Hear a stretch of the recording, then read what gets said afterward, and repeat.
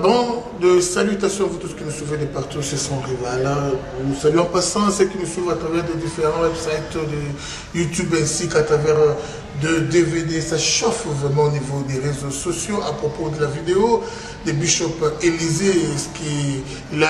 ses déclarations contre la famille Olangi. Ça a vraiment choqué tous les disciples des CFMC. Voilà pourquoi ils réagissent à chaque seconde. Je ne suis pas vraiment en repos, je reçois des coups de fil de partout dans le monde. Ce qui appelle à partir des États-Unis, ce qui appelle à partir de l'Europe, de l'Asie, Océanie. Oui, tous réagissent très très mal contre Bishop Élysée. Pourquoi il devait dire ça? Pourquoi il a dit des mensonges? Pourquoi? Alors, pas trop de commentaires. Je vais pouvoir recevoir Moko ya disciple ya Mama Olangi. De son propre gré, elle veut réagir, cette soeur veut réagir. Tindi était, Kandaza na Mopona, n'enge va toucher père spirituel nae, va toucher maman nae, mère spirituelle nae. Alors vraiment, Azako réagir na vidéo ya Bishop Élysée. Bandeko na ngai, conseil gratuit, les alliés aux amobundela mboka, to bundela mboka.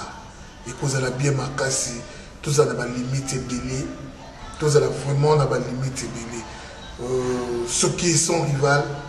n'a touché Ouerason, c'est par rapport à Azol pour soutenir Hippolyte Kanambe, Azakolabo. Ceux qui sont rivales n'a touché Mocham, c'est par rapport à Azakolabo. Mais ma vie privée, il y a Bato Misusu, et nous allons vraiment utile mingi. Il y a touché à moi, c'est pas vraiment intéressant. Vrai ou faux,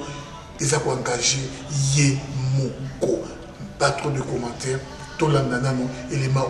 avec Rite et on se retrouve juste après. C'est parti. Vraiment. Napesi donc sans rival Mbote, sans rival Pascal Bako, le Napesi Mbote na Diobo. Sans rival, mutunanga place aux alliés, on peut te bête masola kati. Koka moi. Nazanga nga libala mais sans rivalité. Ok, on évite. Je sais qu'il y a sans rival koto. Sans rival mon ami. On est bien on te saka moko na Diobo. Émission à pasta. Sans rival moko ka maman retard. Tout mon ami. Non c'est cas. Mais non c'est cas ni. Toi une émission moko. Toi une émission ka moko. Donc c'est que ba vrai chéri tout. Ba bi que émission za ka moko sans rival. Homme du peuple.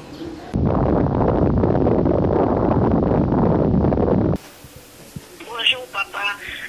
frère et soeur rival. Eh bien voilà, Obengi est parti à Mbokanini, Bazola d'habitude à Koueno sur le monde.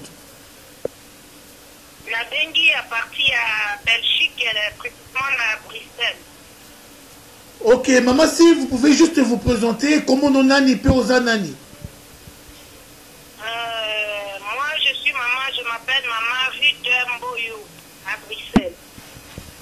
Nazali mwana ya molimo ya mama Olangi naza na combat spirituel. Naza mama ya bana, naza marié, naza mama ya bana 4. Na vandaka nasalaka nasali 35 ans à la Bruxelles. Ok maman, alors pour ça na yozali nini bazolo na kono sur le monde, message ni no memeli balandi ya sans rival.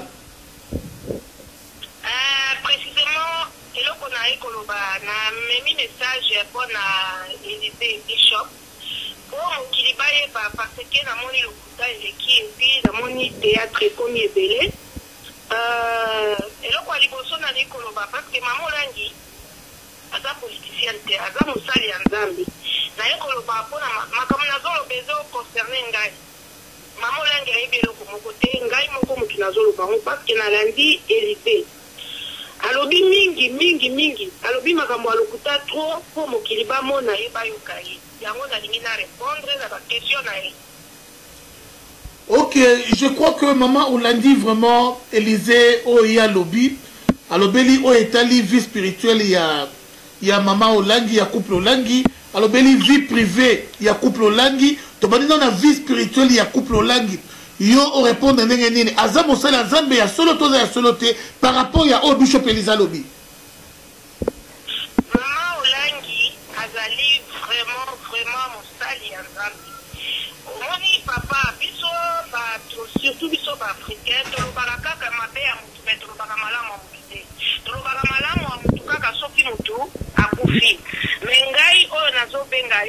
wana yo na kati ya telefone nga navandi na ndako ya mamolangi na joguru wana 4 mois na kati ya ndako ya mamolangi na bergerie te na kati ya ndako na ye na vivre spiritualité ya mamolangi parce que nga nazalaki moto atembe nayebisi yo ke nga nasali 30 ans na mboko ya Bruxelles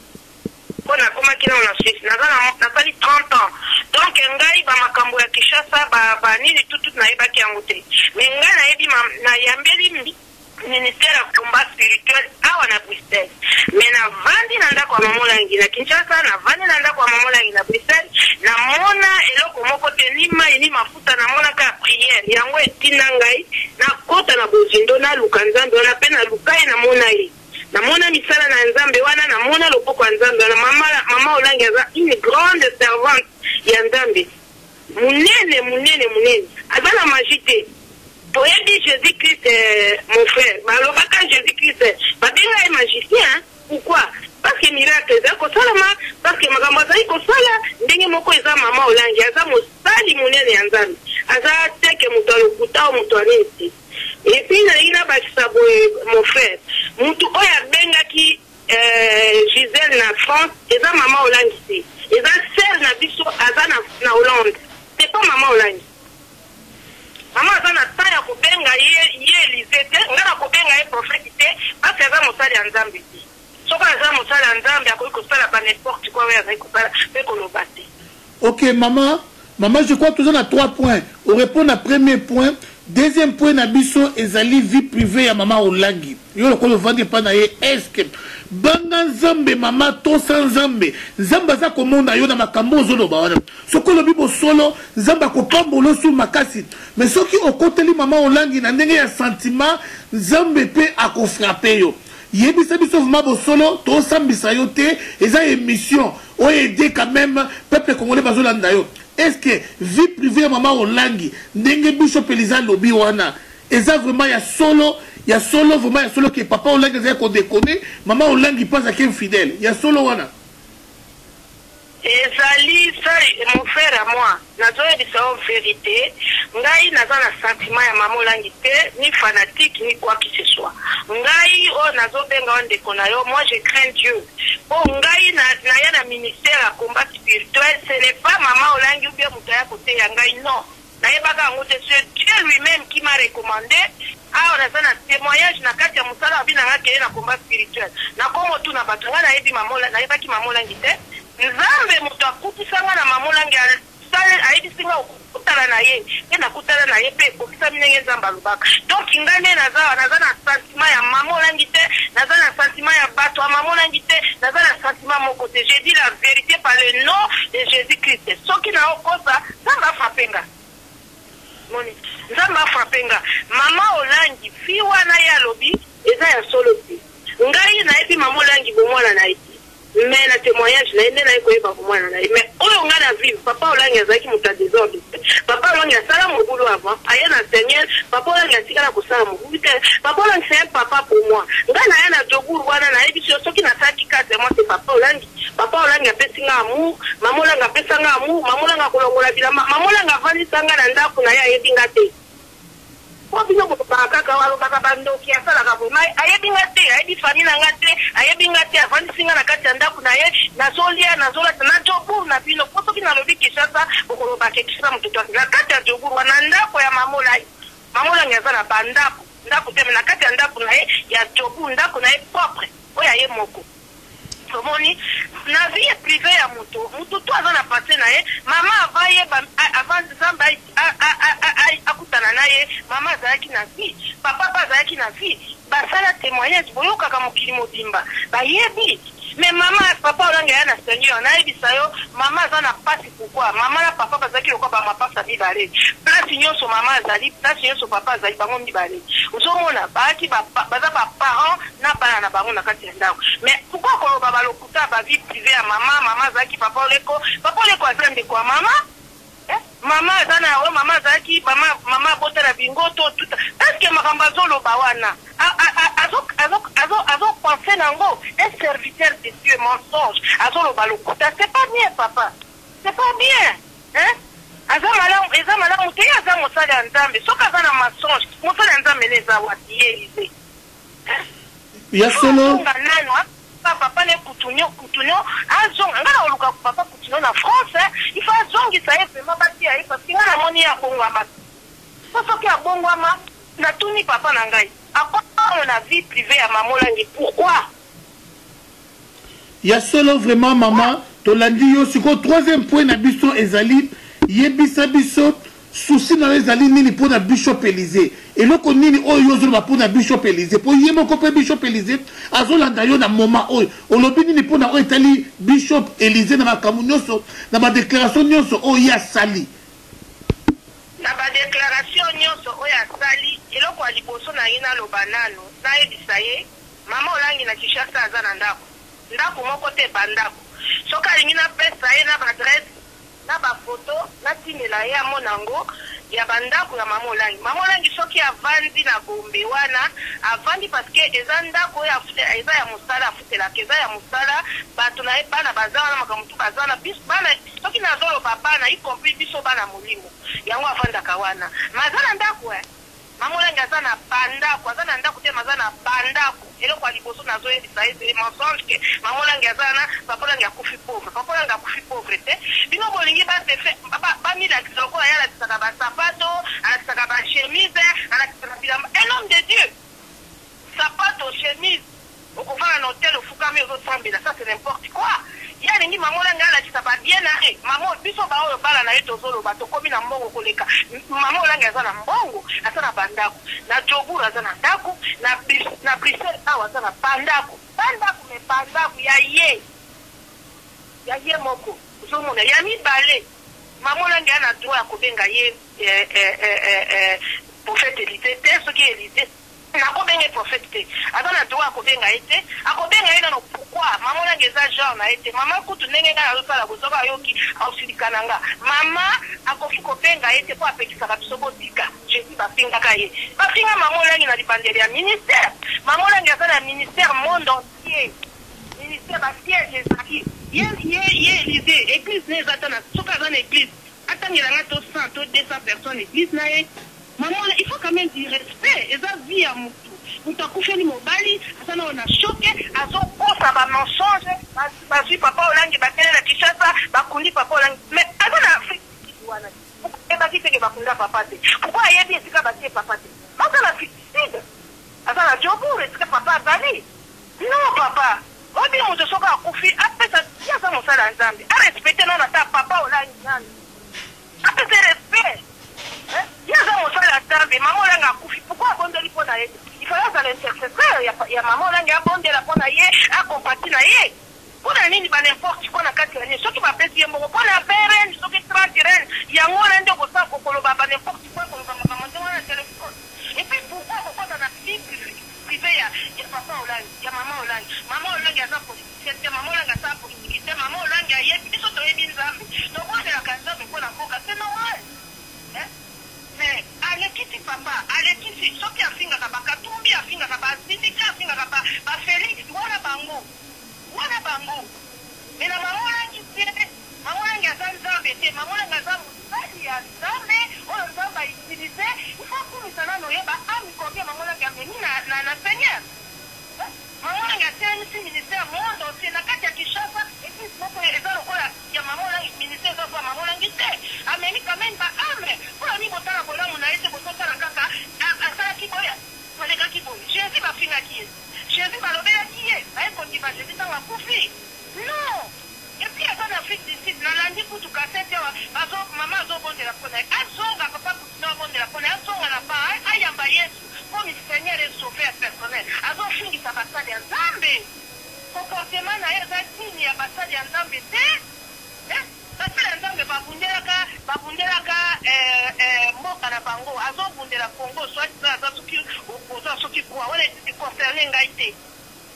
mais abundela yango na bosolo lokola na kati ya bible ekomami ekomamaki te ke afingaka basali ya Nzambe bandeko na ye soki aza mosali ya Nzambe papa trop c'est trop ye amimoni ye akomi nani ye aza Nzambe te amimoni nani makambo ya mama olangi na vie privé ya mama bana ya mama olangi en plus yeka nayebisa yo bana ya mama olangi oyo alobi ke aza nini mwana ya mama olangi aza ya libala abala aza na kati kati ya ndako ya libala oyo azoloba ke ti lelo abalaka te abala aza na kati ya ndako ya libala bana mamolangi babala oyo baza nano baza na bafiance sikoyo mibale Enis na Rachel mais bawana nyonso babala et puis baza trop bien koleka meme azokamata kokompare bana na ye na bana ya mamolangi azofinga mamolangi mais avant afinga mamolangi amifinga nano ye moko amitala zwi glace amitali ye afinga nano ye moko pourquoi ofinga moto ekela mo nzambe asali ye amifinga ye moko azwa glace ya mitala ye aza na sante malamu te ok merci maman ya solo totikeli yo 1 minute ou bien 2 minutes pour na opesa message maman olangi aza éprouvé oyo papa mobali na ye uti kokufa message oyo kopesa na maman olangi azolanda na minute oyo olobeli ye nini oyebisi ye nini par rapport ya makambo nyonso eleki na bémission et puis oza koyebisa bandimi ya sife biso balandi émission baza touché na émission oyo oyebisi bango nini mpe monde entier oyo elandi émission oyo ozoyebisa bango nini à vous la parole. Ngai nazoyebisa mama aza mama na biso toza kompati papa oyebi nalingaki koloba te depuis kala na oloba te parceke toza na mawa nano papa akoti na mabele te mais soki natelemi lelo naloba parceke eleki omoni mama aza mama na nga ngai papa nazalaki na jobu mpe lelo nazoyebisa nazoya mpe jobu mpo nakende Kinshasa nakozala ozomona nakokutana mpe na yo nakokutana na akomona ozomona ngo papa mama azala toza na ye bomoko parce toza na pasi papa tobungisi mutu munene mutu munene na nzambe oyo na tosilisi asilisi nayo koensegne biso te mais tala nzambe asali c'est normal jésus christ akufaki na 33 ans azalaki nzambe pourquoi ya kolobaka babilobela mama aza na biso toza na ye bomoko tosolaka na mama mais mama nde naosala makambo ayebi te azoyokanga nde koyoka mpe akozala discipline parce que eleki wapekisaki biso makambo ya moto aloba te zomona mais bandeko na ngai nyonso ya monde entier bazolanda nga bayebi parce que tolembi tobombamaki tobombami mais alekisi mpe yeba yango guerre bandi soki alingi guerre bandi ozoyoka moto akobanga ye aza te azolobaka moto akokanga aza te yeba koka ye te ye aza nzambe te akipe makambo oyo azosala akita na Kinshasa akende osala makambo oyo akosala na Kinshasa biso toza mpo na nzambe baame oyo baza na besoin ya kobika babika atika kodetruire baame ya nzambe baame baza na besoin ya koyeba nzambe ame moko na lola eza elonga epai ya nzambe napesi ye verset oyo eza na Michel 7 2 tina 5 atanga yango odi mutu akoboma oyo eza kaka enemi na yo mutu no ya ndako ye aza mosali ya nzambe pa akokritike mosali ya nzambe mpona baveren na makambo ya bamensonge bana na nzambe mutu nyonso na mokili aza na mabe komi ngai oyo nazoloba na mabe ebele me mabe na ngai na nzambe wana ya mamolangi nde akotinga mpona change na atransforme ngai nzambe wana ya mamolangi nde lelo akomisi biso oyo toyeba ye mpe tosimba makuta oyo tosimbaka te na mokili nzambe wana ya mamolangi nde abikisi nga na cancer alongoli nga na boumbu na pasi lelo na kati ya bruxelles na saint-liki bakomanso bazopere mutu babengi nga madame ya intercede mpo na biso parce toza na place d'opération grâce ya nzambe wana ya mamolangi nzambe wana ya mamolangi nga nayaki na ministère nayaki pauvreté mais nakomi lisusu biso tozongoli bato ebele na chômage na Kinshasa likolo ya nzambe wana likolo ya conseil ya mama na papa olai oyoki papa atika ba n'importe quoi na ye soki akontinue ekokontinue epuis ye nde mutu aza perdante parce que nzambe akofrape ye nzambe wana na lola oyo asalaki likolo apesi ye souffle wana ye azovivre nango akofrape ye sante wana ye aza nango ya malamu te libumu wana akitisa yango akota bazende aluka delivre mpo libumu wana ekita na mabundi wana ekita ye aza mobali oyo akoki ofinga mamolangi te ye akoki otelema liboso afingaka bato ye aza na mwasi la plus belle ça c'est quoi bolingo kitoko eza elembo ya libala eza elembo ya yesu te motema nzambe atalaka motema atalaka kitoko te akoki jamais nazoyebisa ye jamais akoki kotelemaka liboso ya bato po alobaka ba n'importe soki alingi akoma vedete ya réseau social akoma vedete na mokili akoma yango ndenge afingaka basindika banani makambo na bango ya politike etali bango parce biso tutokunda mpo na Congo biso tomonaka pasi mpe tobondelaka tuteka mabolongo mpo na Congo mama abondelaka mpo na Congo alors atika soki aza na problème afingama oyo afingaka bamonela ye oyo amonela bango bazopesa lisu mbongo te ya baluki ba Félix banini po azozwa lisu te me na mama Olangi akosuka po atumoli Jésus Christ de Nazareth.